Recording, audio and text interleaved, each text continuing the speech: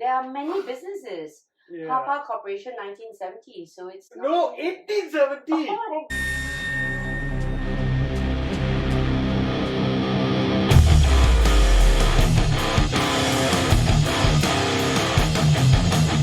Hi, welcome to Narrative Dismantle. I'm Shane Gill, and today I've got Gracelyn Lin from Sing Si Sun.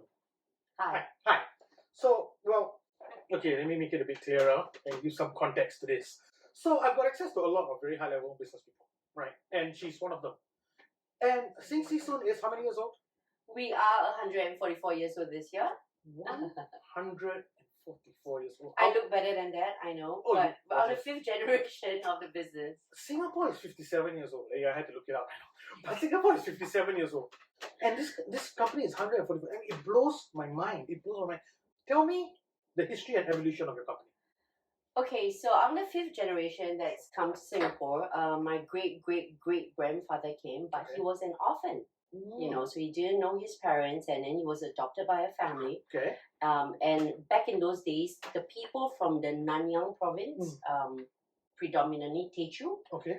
they are very business-minded, so they travel in communities Like across, clans. like clans, Right. So like Teochew associations and Right. stuff. So they come in groups to Malaysia and Singapore to find business opportunities. Okay. So my grandfather was adopted by this particular family that was leading the communities to come to Singapore to start businesses. From China. From China. Okay. So they had two brothers, so they stopped in Malaysia first and then came to Singapore. Okay. I clearly remember stories with, so we are not just one of the few businesses that's this old. Okay. Yu Yong Sing is the same age as us. Okay. And it seems that according to all these stories during family gatherings, Okay. that we were at South Bridge Road together when the coolies and the port, you know, and they had the harbour there. Yeah, so you're insane. 1879. Exactly the same year that we were established. And then we've got Leong Kai Fook Medical, which is 1928. See, there are many businesses.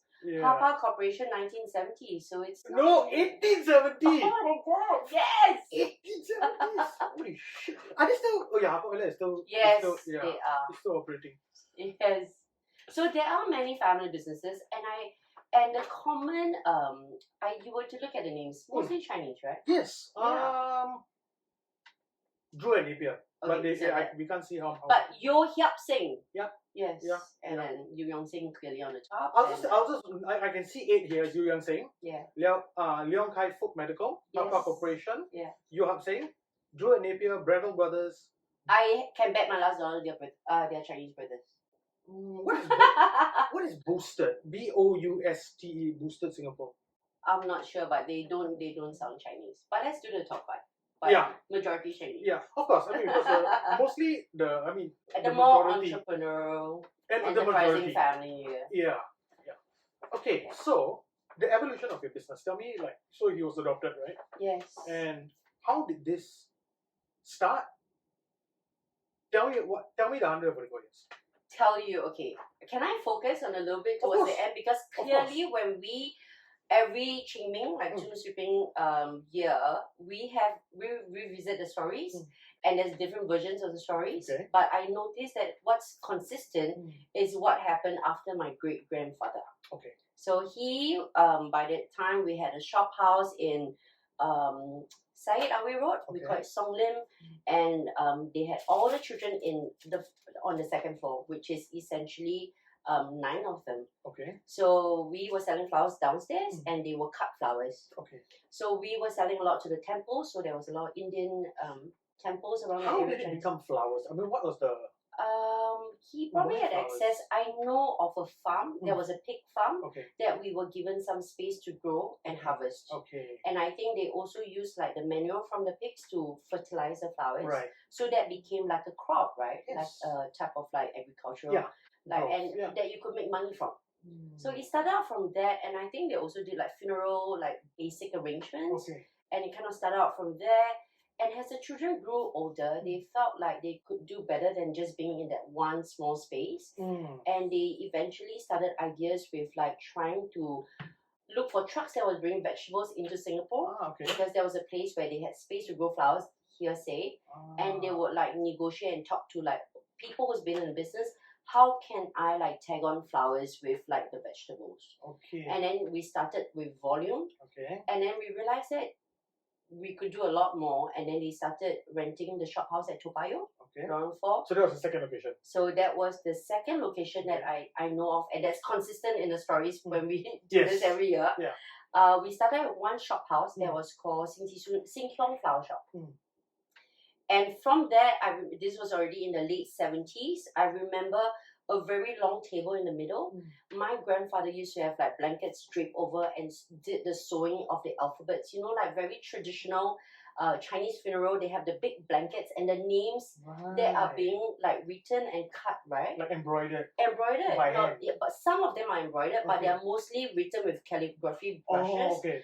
And then you cut them and you sew them onto blankets. Right. And I remember like armatures of like anchor, like the boat anchor and butterflies and filled with flowers. Okay. So I think we were one of those first that started with a teacher association, and then when we have like funerals and traditional rituals that needed flowers, we kind of did that. And then when we moved to Toa Payoh, we were the only ones that were servicing that market. Okay. So that was what I remember. Okay. And then, like I said, my aunties and uncles grew older. They were hungry, they were driven, and they went to school, a little bit of school, because out of 9 aunties and uncles, my first uncle and second uncle had the chance to go to university, which was the pride and joy, right, of the family. Yeah. And then, but that also meant that the rest of them didn't have enough money to go to school. Yeah. So they did so they finished up to secondary school. Some did, some didn't. Okay. But by then we already had enough like reputation that allowed us to be able to harness a group of customers that were interested by flowers from us. Okay. So my uncle at 18 backpacked to Holland. Okay. So he was a coolie in those days. Okay. So he worked with like a Holland wholesaler, and he literally washed buckets. He didn't do anything else, no design work, but he observed and he learned, like gained a lot of experience. So we were the first in Singapore to bring in Holland flowers, because he eventually came back to Singapore and he made that connection, and we were importing by the ton. By the ton? Yeah. Well, flowers like have no weight. So 1 ton of flowers is a lot of flowers. And we used to get them from Malaysia, and prior to 1997, we used to export them to Hong Kong. Right. So I clearly remember we were always busy. Even like the only break that we have is the first day of Chinese New Year. Okay. And even then we worked till 4 a.m. the day before. So we're at Toa Payoh, and then because there was one shop house, didn't have enough, then we got across the car park 2 shop houses. And we had we built planks to display the Chinese oranges. Okay. So the people from the neighborhood were used to come and buy the oranges. Okay. And I remember like my uncles, aunties, like that time we couldn't afford many lorries. I think we had one small van. They would either carry or put it on a trolley and push to whichever block that people bought. I remember that I am that one, like that niece or like my mom's daughter in that generation that remembered how it started, bits and pieces of it. What year was it in Toa Payoh roughly? I want to say maybe in 1970s. Right. Yeah. But we used to live in the Toa Payoh in the 80s. So it was block 71, in front of the wet market. So there was a flower shop, and then there was a CPF on the other side, and then we rented the 2 shop house. That's where we started wholesaling, and it went kabooms, right? Until what year were you in Toa Payoh? I want to say maybe 1990s. That means we probably would have seen that we lived just there. Yeah.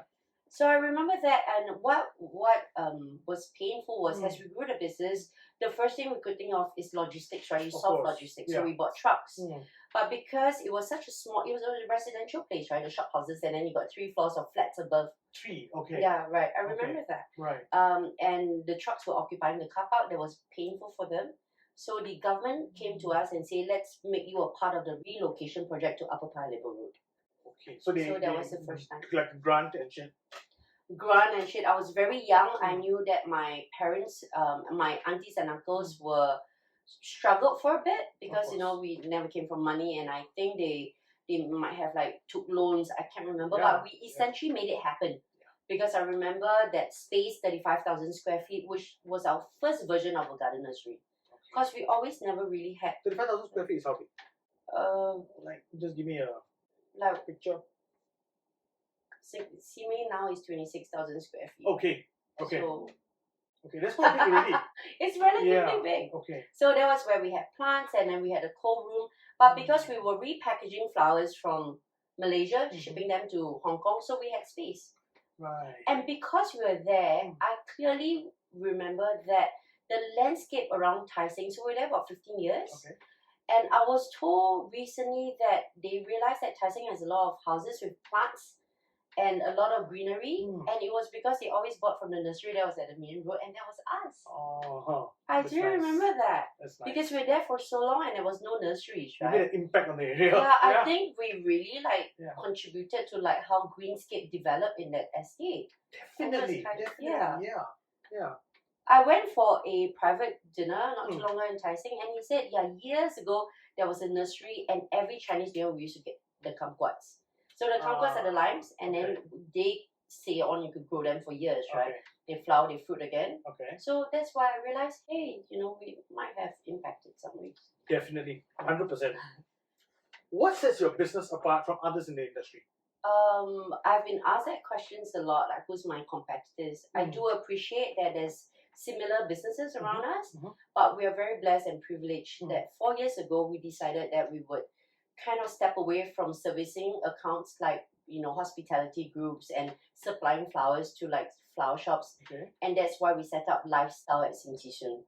So that's where the experiential garden center is, and we've had the opportunities to work with charity groups and create like workshops and initiative that uses flowers and plants to create some sort of therapy for the marginalized communities, and that's where I thought makes us a little bit more different because we've got the luxury. I see this.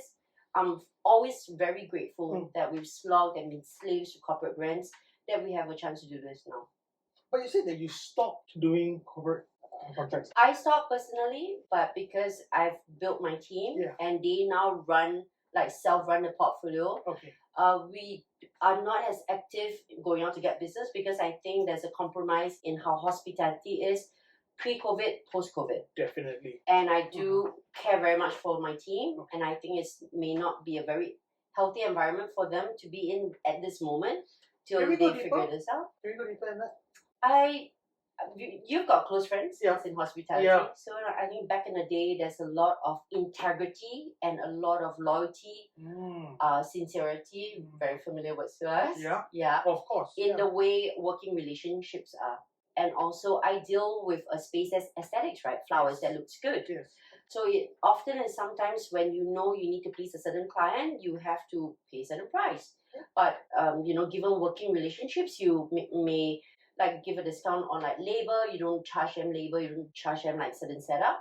But nowadays, those are not the people who's making decision. It's procurement. So it's dollars and cents. They don't even look at who's behind the brand. They don't look at how long you've been servicing an account. They flip in just in a blink of an eye. Because it's cheaper. And then it makes my team feel crap for like servicing an account, may it be a same brand name for like years and years. You expect a bit more. They will call you first and say, hey, can I get sponsorship? Because we've given you business, and the moment you do a sponsorship, somebody else comes in. So I've recognized this pattern in the last like 4 or 5 years. It's quite painful, So that's why I say I'm very blessed. I'm very grateful that at this point when my family said, okay, concerned about the land lease at Pongo, let's see whether is there another opportunity. So CMA came up, we tendered for it, we got it, and we sat on it for a little bit because my cousin, whom I love dearly, had wanted to build a wholesale center like Pasumpa, like the World Farm in Pasumpa, because it was so far. But I realized, I said, do you really want to go back into the cycle where grandpa and grandma and your dad and my mom don't see the light and day of things? They are always slogging. I say, let's set up the business where we could do good and then, kind of gain attraction from there, help marginalized communities, have a proper system, have fixed operating hours, so we are open Monday to Sundays. We are closed now every Monday for inventory, but fixed hours 8 to 8. Like previously, my mom used to stay till 3 o'clock in the morning, 4 o'clock in the morning. Tell me more about the charity work and the marginalized community thing. Yes, Take me through that. I'm actually very inspired by my grandfather. I do have an employee in our business. I don't know if I introduced him. He's been with us. Uncle Bob? Not Uncle Bob. So Uncle Bob has been with us new, but he's a silver generation or higher. Okay. I have so now they call it autistic lah, right? Back in the days, it's just need a slap kind of boy, right? Yeah. So from 8 years old, he started working for my grandfather. Okay, wow. He is 62 this year. He's still in my family. So he's worked there his whole life. He's worked there his whole life. That's amazing. He's like, so he started that because he clearly was a different boy. It's a testament on the company as well and how you treat your people as well.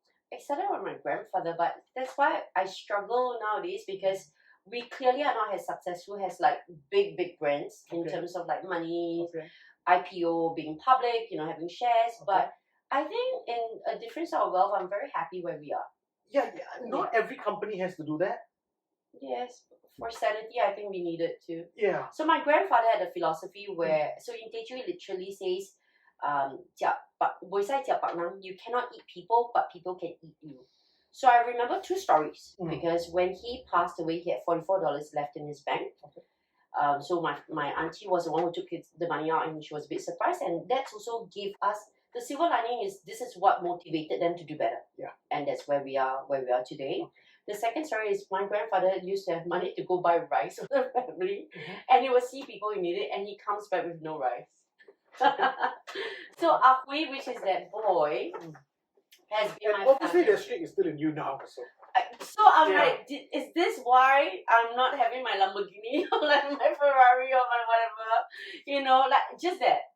Yeah, because we are not eating people. Yeah, but I don't know. Okay, look, man, business is business and money is money. Yeah. But not eating people, right? There's a comfort in that. Yeah. It's important. Yeah, because you're not carnivores, is it? Yep. No, but really. But yeah, I hear you. Yeah, it's so important to, like, I don't know. Look, I'm a businessman as well. Yeah. But if I knew that I was like literally being carnivorous, I would feel good about it. Because I think we belong to the same breed almost. Yeah. So back to that. So my grandfather did that for Ahui. Yeah. And I realized that you could make or break somebody's life because Ahui has been with us for 62 years, right? That's amazing. And he sees like my mom and my aunties, and even during Chinese New Year, we said, please go back to your family because you need to do he's got siblings, and he stays with us. And I remember when his mother passed away, he was sick for a while in the hospital. She hung on till my mom and my auntie went to the hospital, and her last breath, if you were to talk to my mom, was like, you take care of Ahui. And then she went, like literally right after she said that to my youngest auntie. Yeah. So with that, I started working with interns. I was sharing with your mom. Yeah. And I realized that kids around that age, right, where the world is so nasty nowadays, you don't know, right? Yeah. And when children come to us, like not really children, like 17 to 18, us as employers have the place to make or break them. Absolutely. Yeah. Absolutely. And if we made a decision to take on these people, then we are responsible for setting up their mindset, making sure they got the right values, and know that there are things they can do for themselves. Yeah. They don't have to go the corporate way and be abused, be whatsoever. They can be, like I have the manifesto in Sing Si Soon that is, I'm happy, I'm Tara, I'm a team, I am tomorrow. My interns struggle clearly, right? Because a lot of them are from dysfunctional families, a lot of them self-harm. Oh, yeah. I know. Okay. But, when they come to a place like us, and if they made a mistake or made a boo-boo, most businesses will like, okay, strike one, or like you're fired, don't come. But we allow them to understand why. Yes. Yeah, and why, importantly, in the business environment, it should be safe for the people coming in, your customers, as well as the employees. So there is a sense of responsibility to the people that you are with. Absolutely. Because the children nowadays is me, myself, and me, right? Like nothing else, and they feel entitled, and hence we have all these problems. But the moment you bring up the importance of community and how it makes or break and empower you, then you can grow. Like there's so much more you can do. It's ripple effect. Any success stories from like the kids who came to you younger than now? I have 5 full part-time staff from my IT interns. In fact, my team of Wonder Girls, so in Sing Si Soon, I started building my team in 2010. Jing Yi was being for 9 years. She was an IT girl. Okay. She worked a little bit, and they all like stand different, walk different, talk different. They talk to my directors at the hotel, they talk to GM at the hotels. When they first came to me, clearly very different. Like they set limits to themselves. Yes. And that's why I love Halogen Foundation. Okay. Where they make sure that businesses that they send their children to has the right vocabulary to build them. Like, you know, don't set like limiting words. And invisible ceilings for yourself. Don't think that your IT student you can do this. Don't think that your normal tech you can do that. Yeah. Like, I was normal tech, by the way. Yeah. Big deal. As if it stopped. Look, you are the one interviewing me today. Yeah, no, I mean it does. No, I'm not saying it doesn't matter. Yeah. Your studies do matter, but they don't matter as much as the level of stress that our kids have. Yeah. Yeah. It's really way too high, man. I mean, we have kids that are killing themselves all that. Yes, those numbers are not disclosed, and it disturbs me because we disclose like how many COVID cases, like domestic abuse, and you know, like it's just, that's not talked about. No, those are not talked about. And I think so. That's why during the pandemic, like you say, what sets my business apart was I really had a chance to see how we could build our products. So we're so traditional, right? Like, please, I had to fight my mom to get a modem. Like for the office. Of course. So when we had to fully go digital, and I said, Mom, why don't we do like our products has like boxes, like gift boxes. Okay. Because like, you know, plants, then we have a soil and a plant and like kit in there. And we sold them at about $40, $50, not expensive, inclusive of delivery. And it makes people at home look forward to like receiving a gift. Yeah. And they could do something with their hands. Yeah. And that's how I think therapy starts. Okay. So we started a movement reconnecting back to nature. Okay. Like spreading joy through flowers and plants. Okay. So that I think like bigger brands, like people around my peers in the industry may not have the opportunity to do that because it would have been a big jump, right? Yeah. But for us, don't see it, you know, it's not in their view. Yeah. But it's so important. It really is. You also have like events, right? I do. We service events, but now we kind of post on events. Like at CME, you also have like art jams and. I have art jam. I have markets. Yeah. How do those work? Okay, I'm a little paranoid. Singapore Land Authority cannot be listening to this, but anyways. Why? So we're flying under the radar. I'll just say it because we published it in papers. Okay. I did an interview with A+, and I said it. I named them. Okay. So, Singapore, nobody owns land. The Singapore Land Authority owns the state land. Yeah. So, we lease land from them, right? So, we're a plant nursery. Okay. So, in their definition, what's a plant nursery is you place a plant with a price tag and you sell. Okay. But in this time and day, Shane, you have to entertain your customer, educate your customer, have a competitive price, be able to have a quality product. Sure. How the hell are we going to make money? How do I pay you rent? My rent's 5-digit, So when and it's rented from the government. And from the government. So when COVID hit, we couldn't open. Yeah. So we were like thinking what we should do, and I wanted community space and all. So when did they give you some breathing space during COVID? They did, but I have to say as well, they had to verify my tenancy agreement. Okay. So 15 years of collecting my rent didn't need to do that. But when we needed money, yes, we had to verify your tenancy agreement. Did that take long? So they will take the money out from the account first and then they will credit back.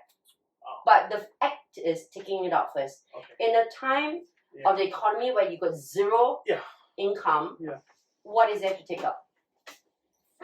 Yeah. Fair enough, right? That sucks. So when June they announced that they could open up, that's why I believe in there's some divinity in the work that we do. For me to be the 5th generation of a 144-year-old business and have the name Sing Si Soon, which most people can't even pronounce it, to do what we do, I think is divinity. There's no way in hell we could have done this on our own. So when they said they're going to open up a little bit, and I feel like I had conversations and stories where people were just struggling at home, cash, whatever, lost their job, you know, and they were making a lot of handicrafts. So, or maybe home like products like food. Yeah. Right, so I say, why don't we have a local market where people could come in and sell that for cash, right? Okay. So we started out with somebody who had consigned to Robinsons, and it closed down. So they were stuck with their stock in Robinson and they couldn't sell. Oh, right? Okay. So they had some stock at home and they needed to clear for like cash. Okay. So we invited them. So we became like a lifestyle kind of place. So we did that for like a farmer's market? Like a farmer's market, local brands. Okay. So we collaborated with Sunday Social, my girlfriend, who was also quite stuck because, COVID. Yeah. She used to go to Kilo. Right. With like Javier was the one who owned Kilo. So then when I said, hey, why don't we do it here? We don't charge people any money. We don't charge the vendors because we want to just garner crowd. But because I was an open space, right? And the rules applied to enclosed spaces. Okay. So that was where we could kind of still get away with the 5 people, 8 people. But we wanted to make sure that people wore their masks, they had their scan, whichever. We did so many things over the last 3 years. Yeah. I've lost track. Put up sign, put up this, put up cross. I've forgotten. But we were the first to come out. And then it became like twice a month. And it became every festival. So we sponsored the place for Pasa Pink. Which is a spin-off initiative for Pink Dot. We had almost 2,000 people throughout space. Yeah. Clearly I love pink. We pinked out that place and people who came were very happy to go you guys were the only place to go to.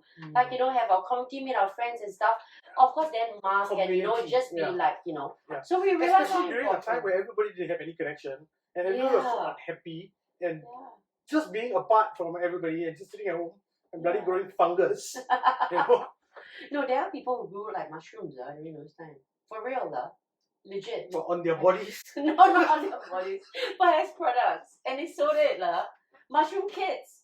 That's how it came about. That's how mushrooms... Wait, they sold mushrooms? They sold mushroom kit.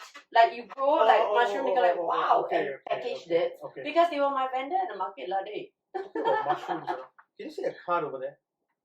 Yes. Do you know what it is? I'm not It's sure. a magic mushroom business card from Bali from years and years ago. I'm very paranoid about how it looks. Years and years ago. It looks like a kepala toad. It's literally a magic mushroom in Bali. Wow. As if it's a legit business. If you let it come, you can give me.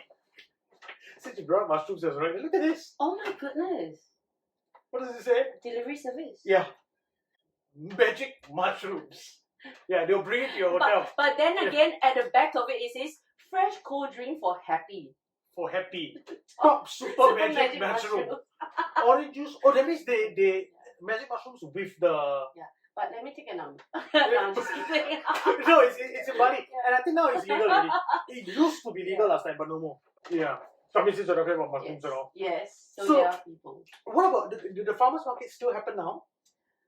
No, because as I always said, I've been very lucky that I've been flying on the radar. I'm supposed to be a plant with a price tag and Okay, but what is the reasoning of that? Because I'm supposed to be a plant nursery, bro. Okay, so the space that they have it can't be used for things like that?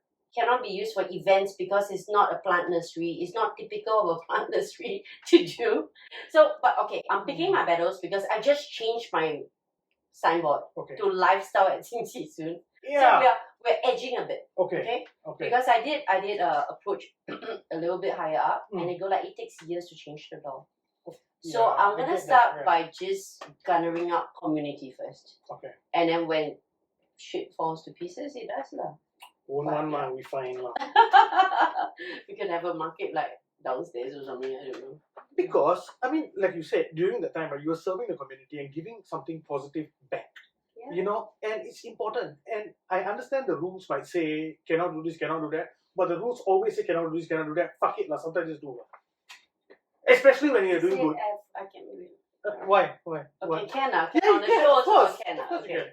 Yeah.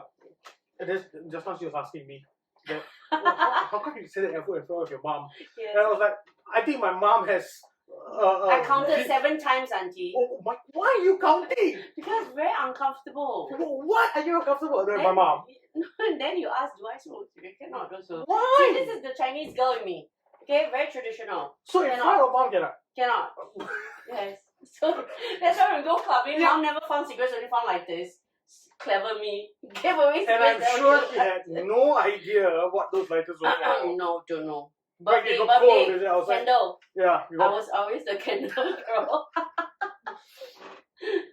Okay, we were talking about the things, the art jams and all. Yeah. Right? So do they still happen? Yes, they do. I'll say my mom. Yes, I know. Yeah. Yeah, it should be fun. Yeah. So those happen on the weekends or? Because now I have eyes over me. Okay. So you always have shall to we be not, Shall we not bring that up? No, that's okay. Okay. Because I'm very clever. We make it botanical art. Okay. So we make it True, like, yeah. Yeah. So we make it a gathering. It's a farmers gathering. It's a green community gathering. It's not an event, but it's a gathering of people. These things, I mean, whatever works. Whatever works. Yes, whatever rocks the boat, right? Notable challenges that your business has faced and how you overcame them. You want to talk about COVID? I mean, since that's the closest. Actually, let's not talk about COVID. Sure. Let's talk about family. Yeah. Because like I'm from a family. Generational, right? And I'm a female, right? Mm-hmm. Not confused about my gender. Okay. Maybe female. Yeah, very gender combination before this. Yeah. So I think the fact that Sing Si Soon is my maternal side of the business. Okay. I think sometimes there are I know it's not racism or discrimination, but I think it's a little bit I have to work a little harder. Okay. Because that's why my oldest uncle and my second uncle went to university and nobody else did, right? So, and I think that sometimes when I want to push for certain agenda, I have to be extra loud or extreme. I get it. That's why I'm very drama, like I am. Yeah, because I have to make it count. Yeah. You know, like I have to always fight for things, and I feel like because of that, sometimes my family relationships are strained. So the first time when I came back, I realized that only the men were written in the business.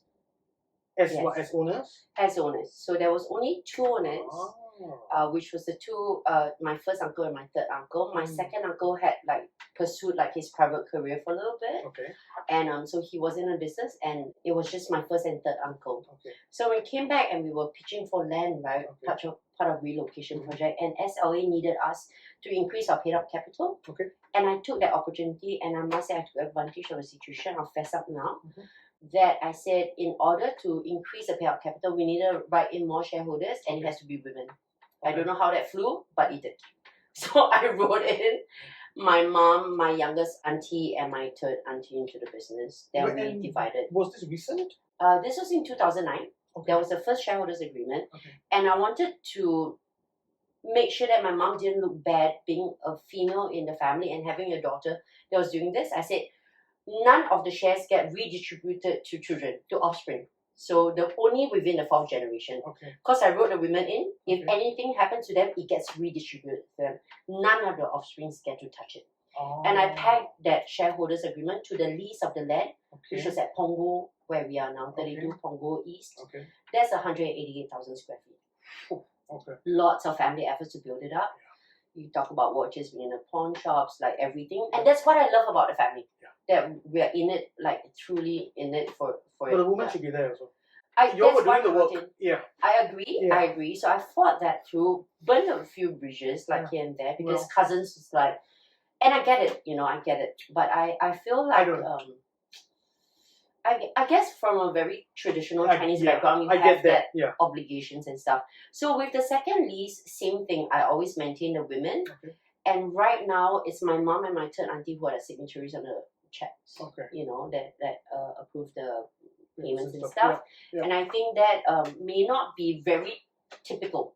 So I think that sometimes throw dynamics a little bit different, because when I speak to the men in the family as well, I consistently need to remind myself, I am my mother's daughter. Even though it's not that, but I've had my fun. So I love my boys. I love my cousins. I do. Yeah, I couldn't imagine a better person running it. So Thank you. How do you prioritize customer satisfaction and feedback within your business? Very hard. Yeah. Very hard. Tell me a story about that. Tell me an interesting story.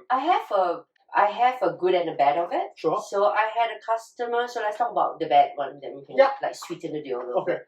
So I had a customer that said he had spoken to my manager and wanted to make sure that every rose petal was 8 petals on the table. Every rose had 8 petals? Yeah, only had 8 petals. Okay. They were level 5. Do they have? Do you count the petals? No. Unless you go, you love me, I don't love you, Yeah. None, okay? We buy flowers, you don't count how many petals. But is it usually 8 or 10? No, babe. I think there's 20 or 30. It depends, different variety of flowers have different petals and then they look different, right? So this is not even like, this is Sense Ballroom level 5 and you're talking about 500 tables. Okay. Right? Okay. So my girl did what she can, but clearly, I don't know, sometimes like Murphy's Law, at the VIP table, okay, the rose didn't have 8 petals. Okay. Okay. And So he didn't want to pay the bill. Like, yeah. Okay, it's so scummy, yeah. It's as if like he knew, right, that one of the roses wouldn't be up to the 8. So, but and he was but trying to then use I'm telling my girl, you work so hard with all the rest of the tables. Why the Exactly. VIP table? But never mind. Yeah. Learning, we take mistakes into experiences. Okay. These are her Wait, so words as how well. did she do that? So that means the So ones that my had more production, actually throw it out. yeah. So we have to like depetal them lah. Then we can, but we can use them for like rose petals. We do sell them and stuff like that. Okay. But it was just a client's but the fact that he didn't want to pay, just like, you know, I was like, that was when I stood up. Yes. Because I feel like if we mess up, I will be the first one to man up, Yeah. and we messed up. So recently I had a client who forgot a very big piece of information in a brief. Okay.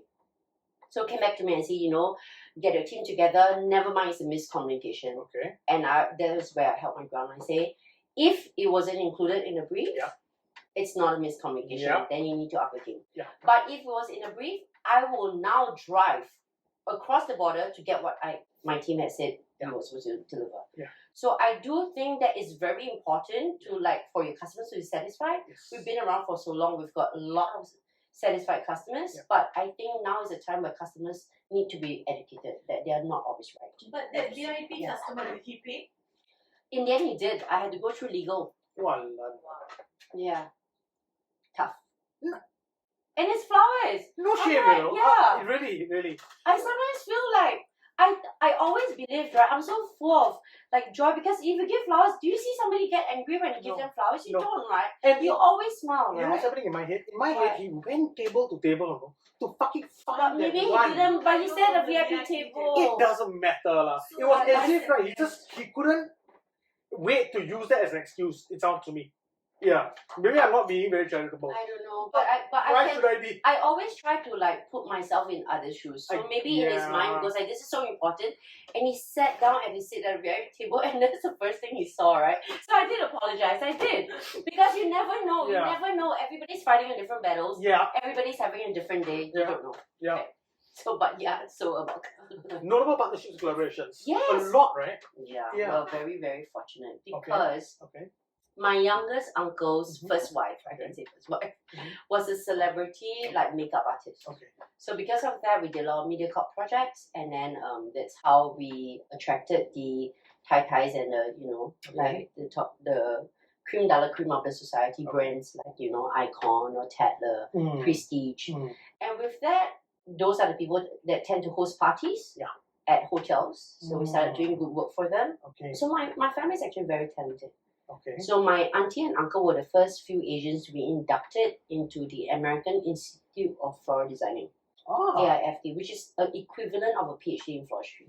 Whoa! And back in the 1970s. Whoa! So they did shows. My family like started the first mini symposium in Singapore Expo. I have pictures of that because I was the free model at 16, and my grandmother was still alive, and I was a Hong Kong designer came and like did wedding decorations and everything. So we understood how important it was to like have a community of the same industry to grow together, right? So important. So from that, we just had like work with brands. We work with like Shangri-La Group. We work with Intercontinental, just hotel brands. So yeah. Okay. Last one. Yeah. Advice you would give to aspiring entrepreneurs. Push limits. You have to push limits. This one will go on forever, but yeah. Yes. Tell me. Because I think sometimes. What do you mean push limits? Let's define that. I feel like the word entrepreneur is a little bit of a cliche now. It's almost like I don't want to work for corporate. I want to own my own business. But it's not just that template anymore. Like when you talk about aspiring entrepreneurs, you must make them think, are you doing this because you've got a great idea that can bring to the market that nothing else? If not, you're just going to be a shadow of somebody else who's doing the same. Right? So push limits, like think of things that you cannot be done, or cannot be achieved, then that's how you formulate like your product or your services, and that's how you stand out. Because as entrepreneurs, we know how hard it can be, right? It's not. But so the first easy, thing to just even walk towards near to success is to get on that mindset first. And it shouldn't be because I don't want to work for others, I want to be entrepreneur, then you're on a wrong path.